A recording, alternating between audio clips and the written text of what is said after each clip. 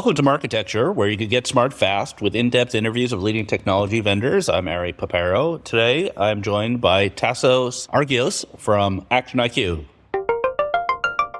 The CDP space is crowded, complicated, a lot of vendors claiming that all the other vendors don't know what they're talking about. So can you educate our audience as to how ActionIQ is different and maybe what subsector it's in or what's its differentiation?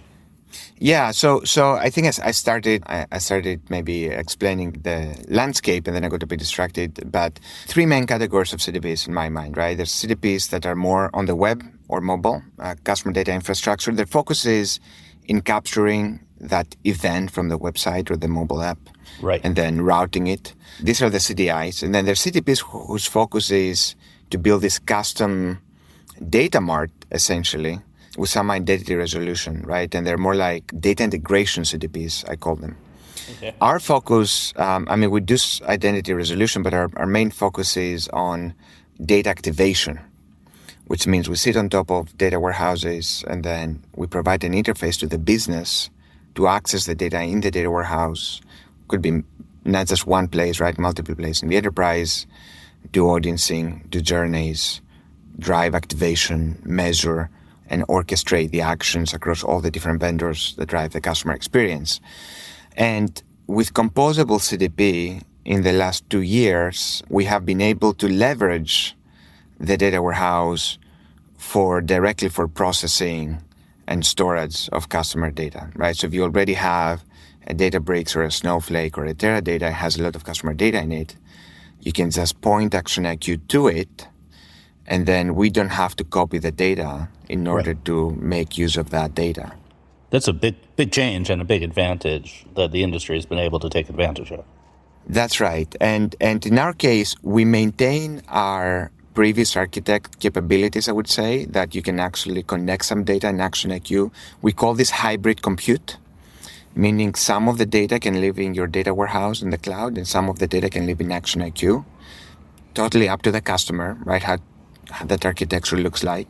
So the data that may be in Databricks or Snowflake, it's all there, right? And we can access it in place, but then there may be other data that's not yet there that we can help connect. So in a lot of our deployments these days, we'll access the data directly through the composable model into the data warehouse, but there's always a long tail of data that we still have to connect. So that's kind of the best of both worlds, right? And it's totally up to the customer what they want to do composable, what they want to do bundled, and how they want to combine the two together. It's also completely transparent to the end user.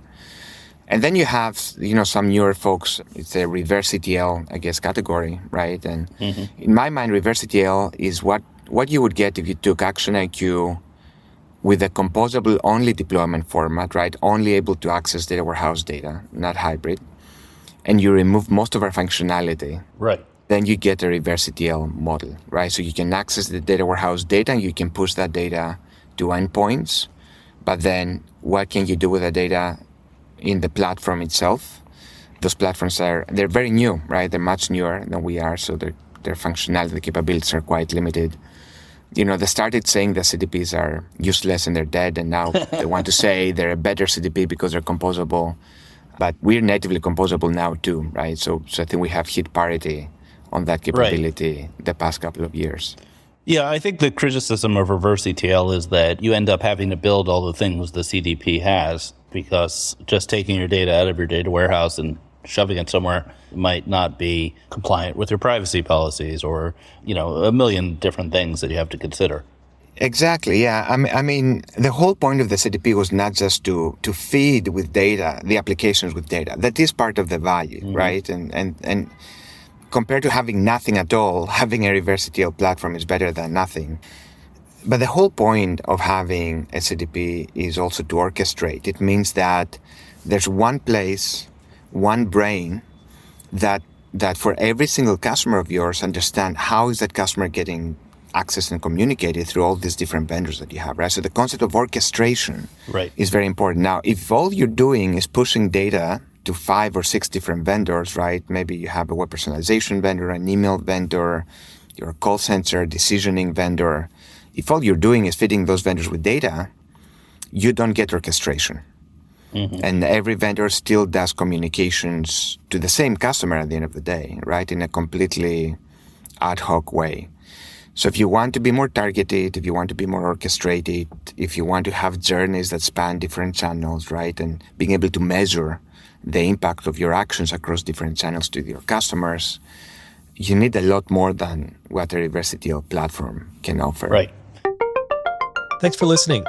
To hear the complete interview, subscribe at marketecture.tv.